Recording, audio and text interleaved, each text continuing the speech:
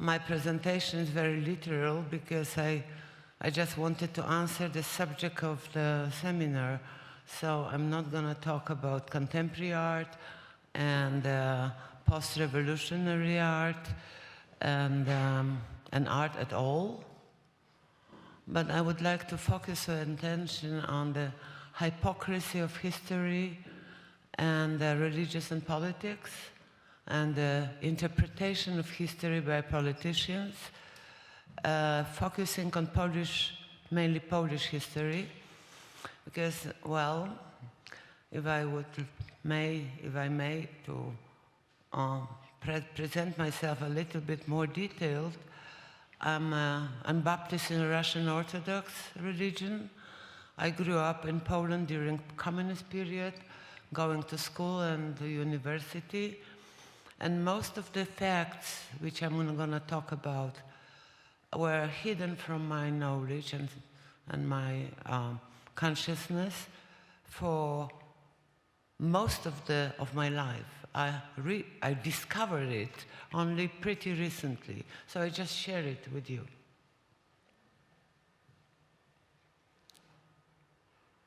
Okay, we have some dramatis persona. Martin Luther, as you know, on the background of everything.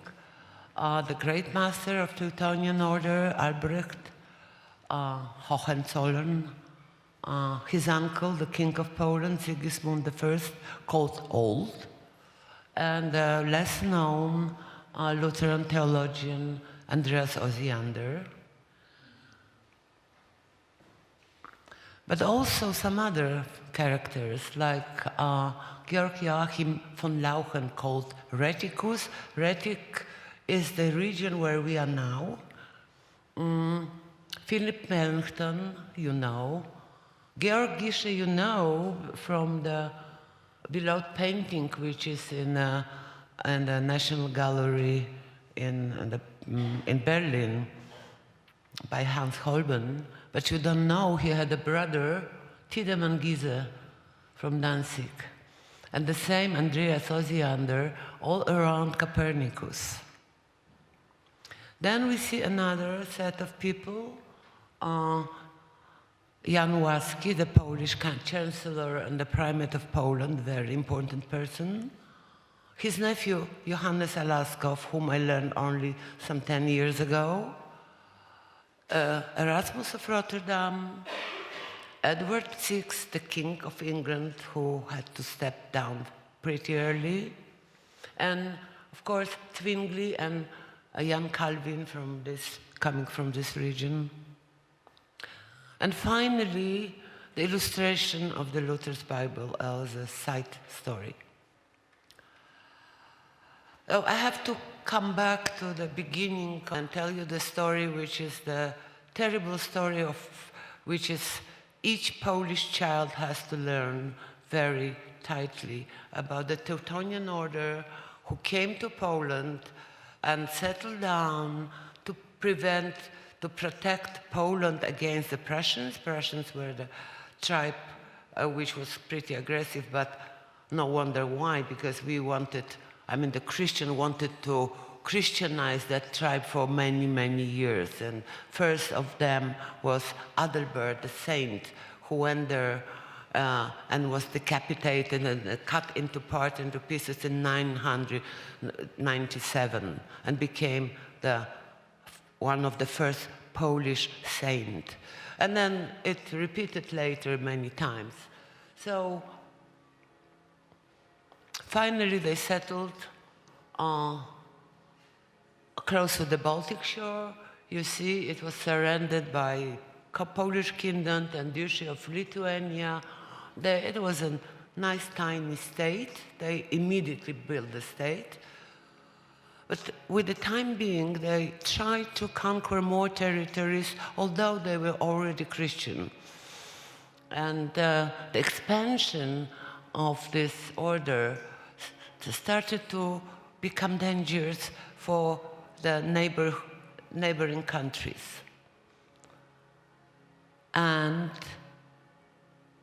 in some period, they became dependent on Poland, and they were Polish fifth after the peace done, after the long war between the Polish king and the state of Teutonian Order, 1446, and you see,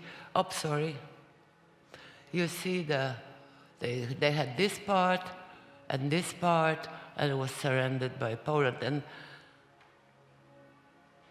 they were very uneasy to handle. Otherwise, nobody could have taken care about them, because Poland at that time was really big. As you see, it was from Baltic Sea to the Black Sea. It was a huge state. So who could care about the tiny tribe on the north of Poland if they behave?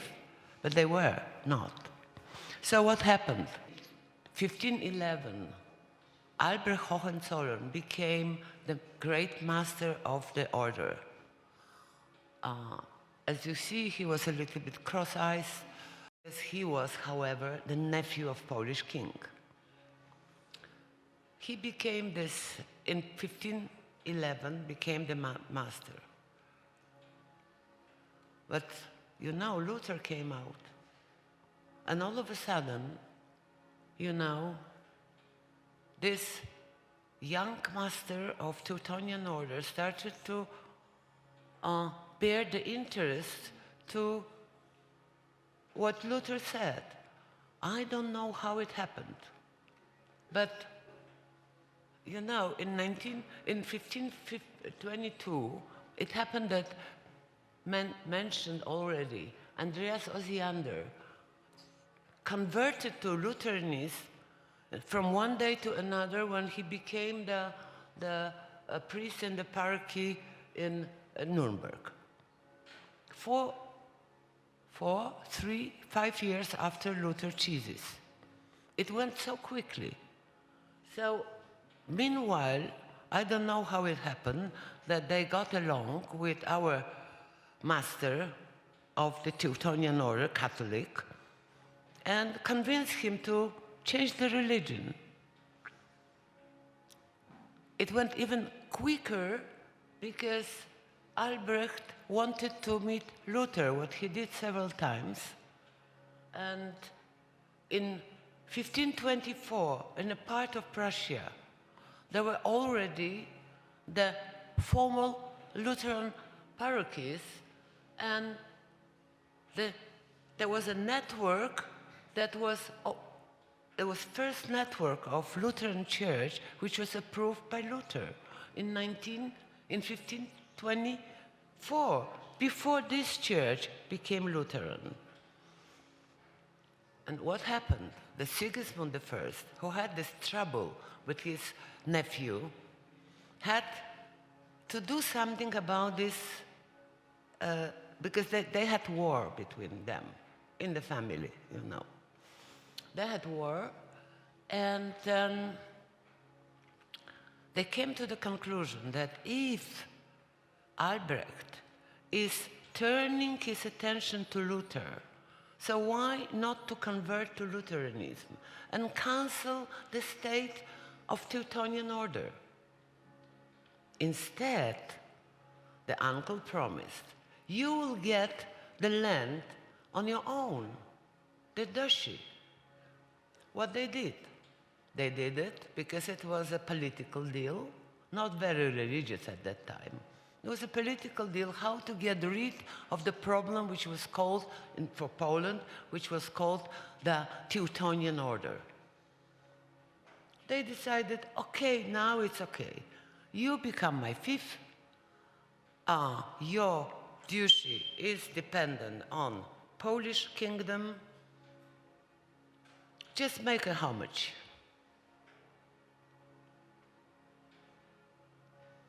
And there is a painting made by Matejko in the 19th century at the end, when Poland didn't exist as a state anymore. And you see here, when you see here the king and the knight, who is kneeling in front of the king, his uncle, and promising to be obedient servant forever. The only figure who is doubting about this is the court jester Stańczyk. We know him by name.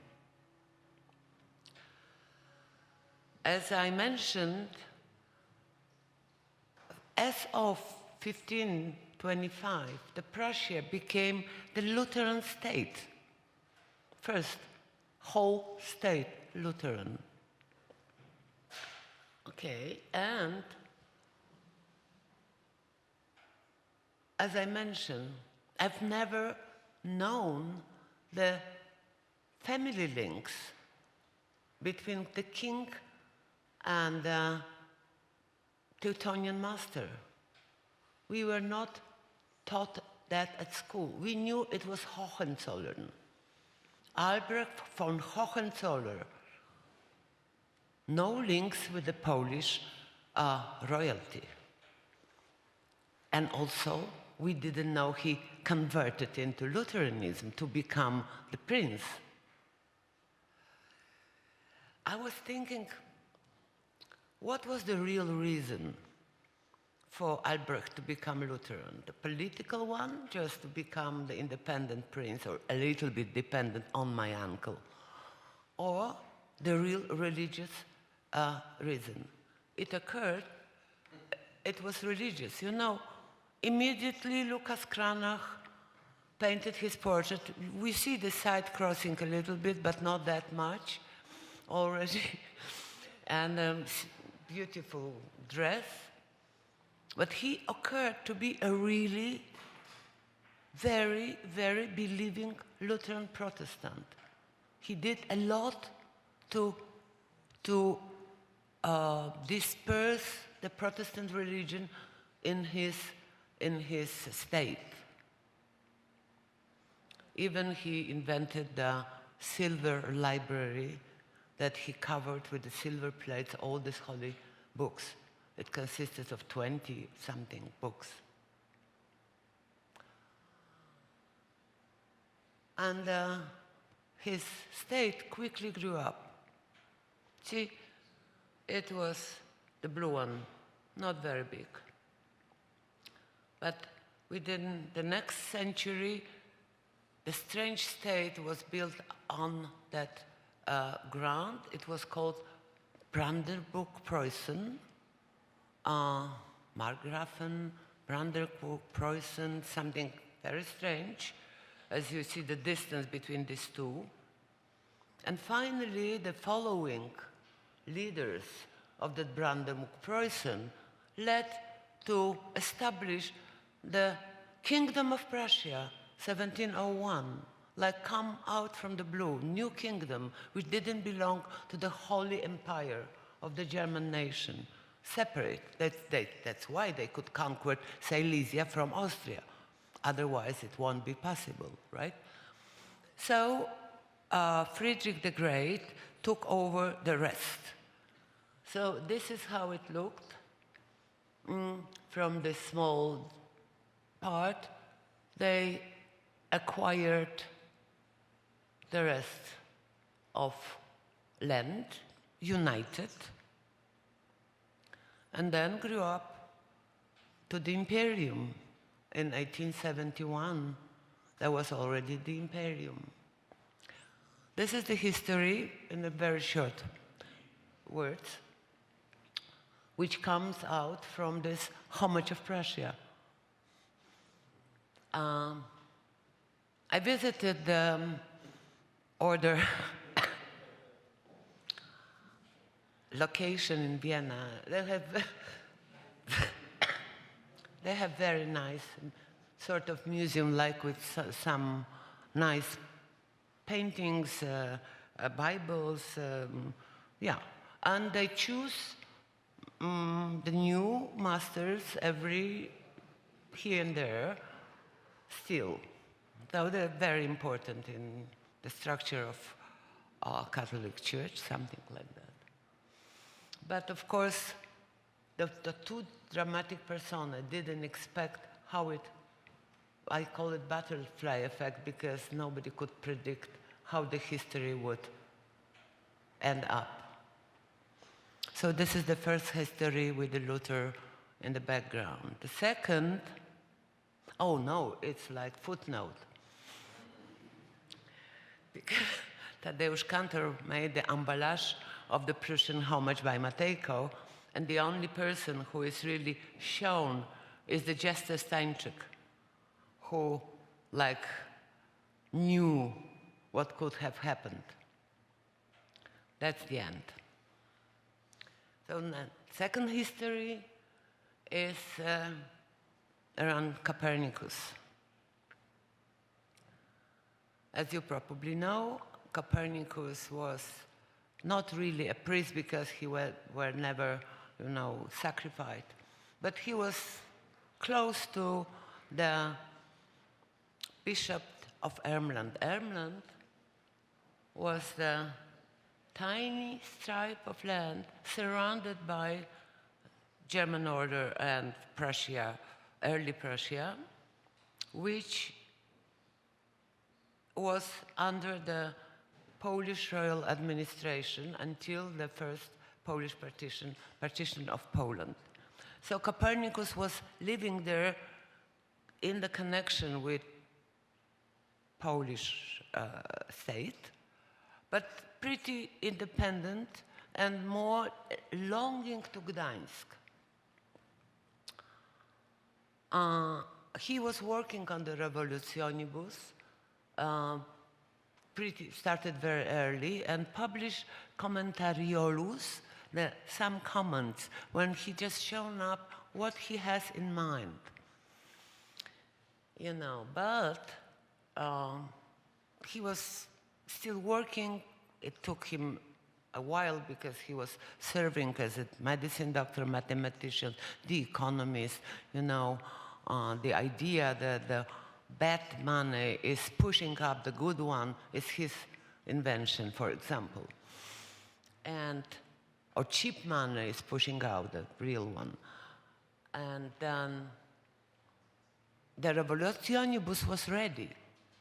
But to say something that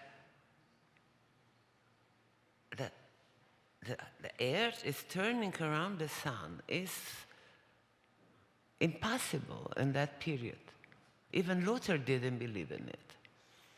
So he was hesitating, of course, because also censorship. But Philip Melanchthon had a friend, young, Georg Joachim Rheticus, who was mathematician, wanted to be the astronomer, young and curious guy. And Philip Melanchthon helped him to pave the way to Copernicus through Tiedemann Giese, the brother, as you know. So what is important in this story?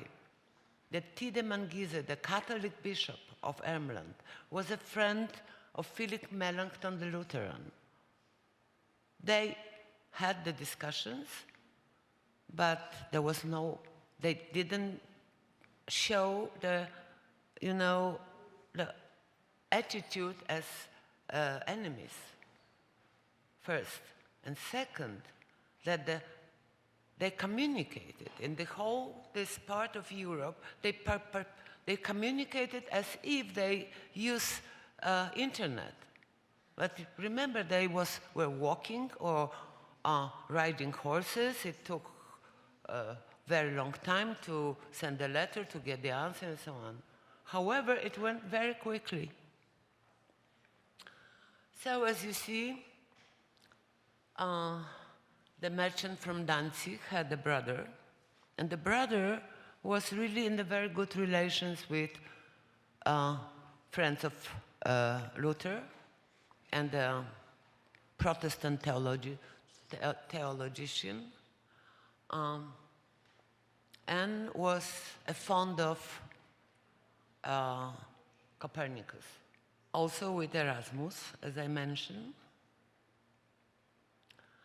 And he really helped this young scientist to get to Copernicus, and what because of his links also to and the members of his family. After spending a nice summer and the bishop's residency, Rheticus wrote a book called Narratio Prima. It was like short lecture based on the long dissertation of the Revolutionibus, of this idea that we, however, the sun is in the center. He published it in Danzig, of course, with another Giese, another Tiedemann, who happened to be the mayor of Danzig. And then it was very interesting because Rheticus not only stayed and took care on another writings of Copernicus, he himself being, of course, Lutheran and gay, which is very important because he later went to Krakow and tried to, after the death of Copernicus, wanted to build up the very tall tower for the astronomical observation in the middle of the city of Krakow. But once it occurred he was a gay, he was banned from Poland, not because he was Protestant, but because he was homosexual. He took over the manuscript of Copernicus with him, because Copernicus gave it to him. So he was the first owner of the manuscript of this holy book. So this is Narratio Prima, and this nice guy. I don't get very close to the relations between Rheticus, Melanchthon, and Tiedemann Giese, of what kind of relation they were, except of scientific. But we will never learn it, probably. Anyway, the manuscript was delivered to Rheticus through, again, the bishop, and printed in Nuremberg. Started with the supervision of Rheticus, but Rheticus started to teach somewhere. So he delivered the supervision to Andreas Osiander, the mentioned once guy who helped to convert Adalbert into the Lutheranism. And this is how the Revolutionibus was printed, 1543. It might happen that this book could have been printed without the influence and help of the Protestant or Lutheran circle. But I don't think it could be ever distributed without that help of these printing offices. So this is another factor of Polish word story. I don't, well, the consequences was predictable. The name of Copernicus ended up in the book of forbidden literature, along with main. Well, we know in Documenta we have all this, you know, the huge building of these forbidden books. But it started in 1559, and the name of Copernicus was erased from that book in 1828, but he was not still forgiven by the Catholic Church. And I tell you a personal story. I was present in the second funeral of Copernicus because his skeleton was found in Rottenberg, and they didn't know whether it's him or not. So they compared the DNA structure of the body with the one in the hair found in Uppsala in one of the Copernicus books, because later on, you know, later on, all these Copernicus books were stolen by Swedish army and ended up in Uppsala. So, but finally, the hair was found, and it occurred, it was Copernicus lying down in the crypt of cathedral in Rottenberg. So they put together the hair and the rest of skeleton and made a second funeral. And it was a big celebration, and I occurred to be in Allenstein or Olsztyn Archcathedral, and I heard with my ears that the priest say, we can forgive Copernicus because he was trying to follow the truth in a good will. So he is finally abolished by the Catholic Church. That's going to be shorter. It's going to be another forgotten nephew.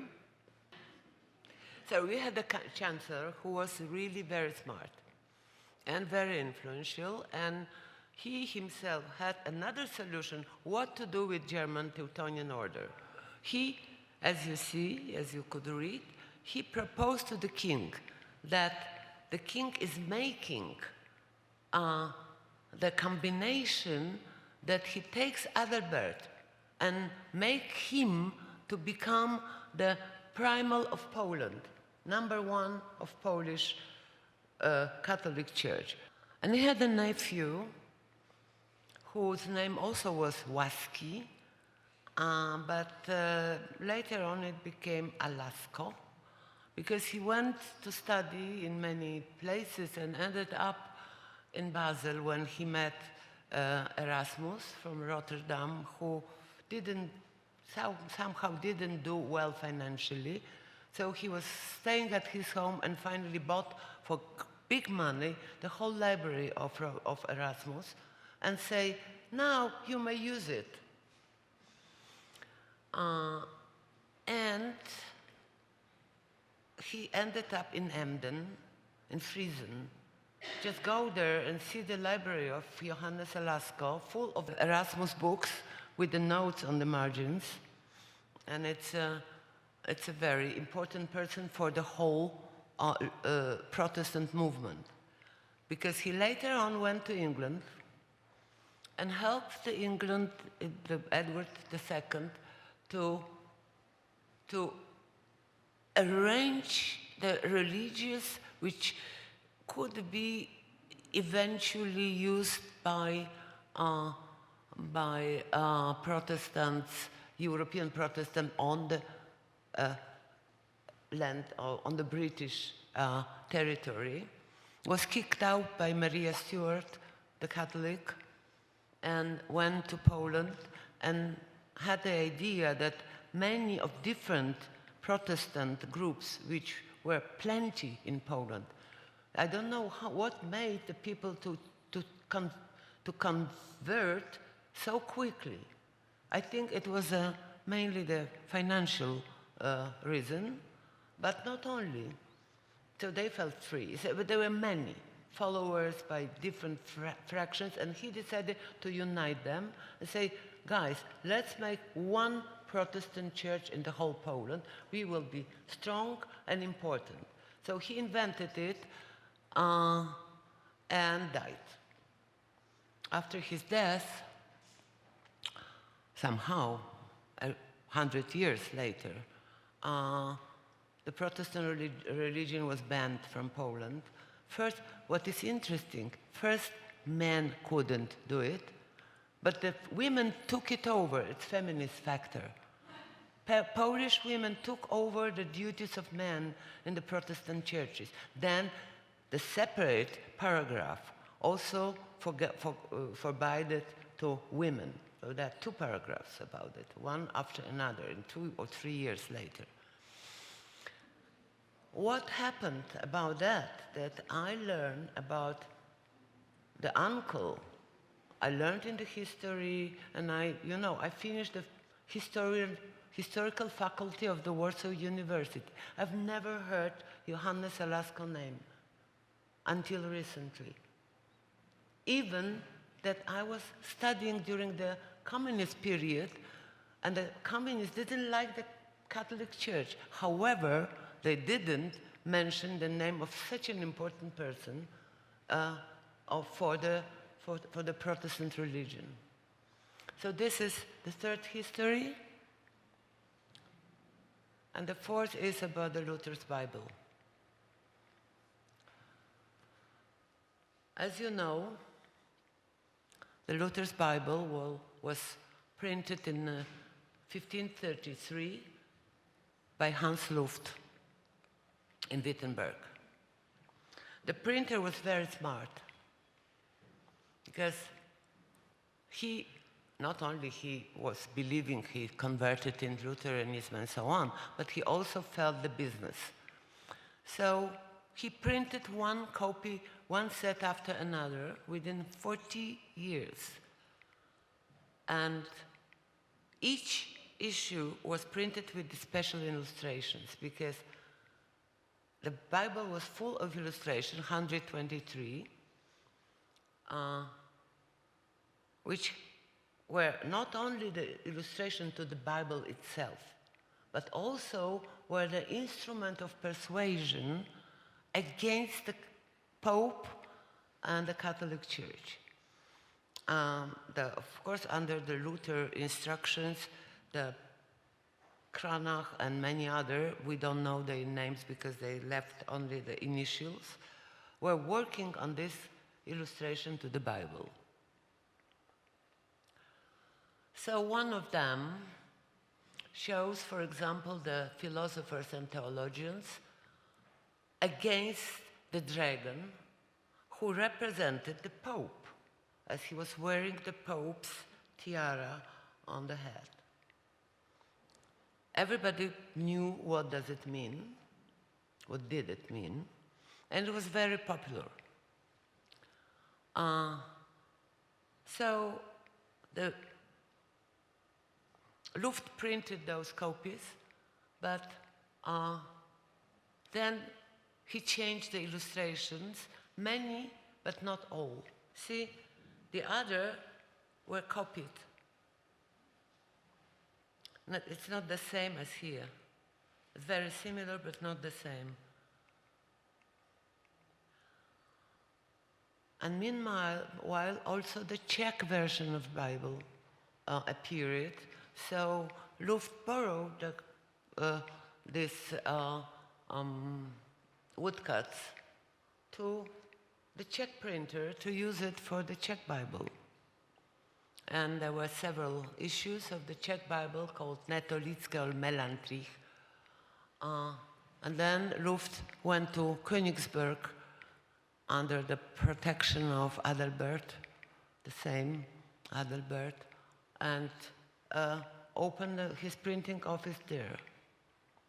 And finally, from Czech, Melantrich sold it to the Polish printers, the brothers, Nikolai and Stanisław Scharfenberger, the Germans, of course, but Polish printers, to illustrate the Polish version of Bible. But the Polish version of Bible was Catholic, not of Protestant character.